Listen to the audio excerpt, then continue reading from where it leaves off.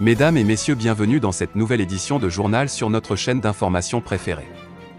L'information nous suit partout dans le monde, alors si vous êtes nouveau, abonnez-vous et activez aussi votre cloche de notification pour ne plus rien manquer.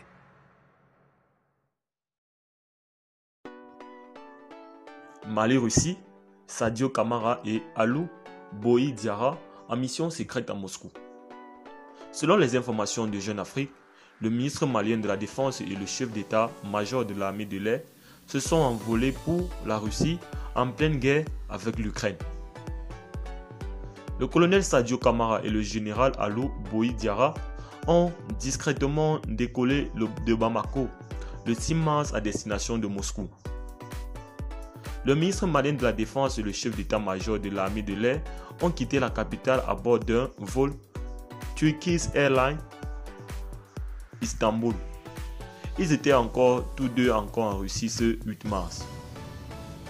Peu de détails ont filtré sur les objectifs de cette visite ni sur les personnalités russes qu'ils doivent rencontrer.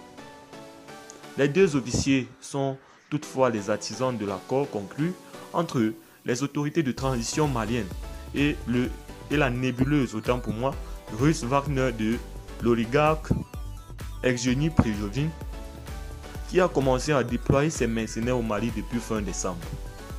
Environ 1000 combattants de Wagner sont aujourd'hui actifs dans le pays, principalement le centre où ils mènent des opérations conjointes avec les forces armées maliennes. Eh bien les amis, c'était tout pour cette petite note d'information. N'oubliez pas de nous laisser vos impressions en commentaire et on se dit à très bientôt pour de nouvelles actualités.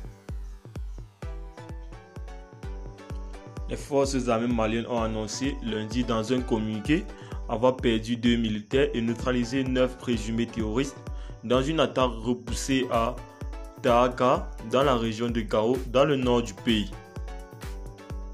Le colonel Souleymane Dembélé, directeur de l'information et des relations publiques des armées, a porté à la connaissance de l'opinion nationale que les forces armées maliennes ont très tôt ce matin repoussé une attaque des groupes armés terroristes sur les troupes basées à Tahaka dans la région de Gao, ajoutant que cette riposte aéroterrestre a fait un bilan provisoire de 9 morts côté terroriste.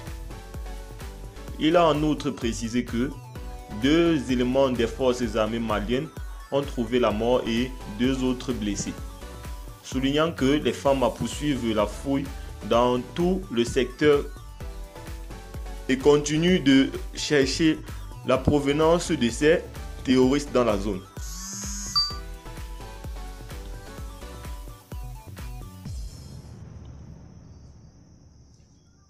Pour rappel, l'état-major général des armées du Mali a annoncé dimanche soir dans un communiqué avoir neutralisé une dizaine de présumés terroristes dont les Nigériens et des Burkinabés.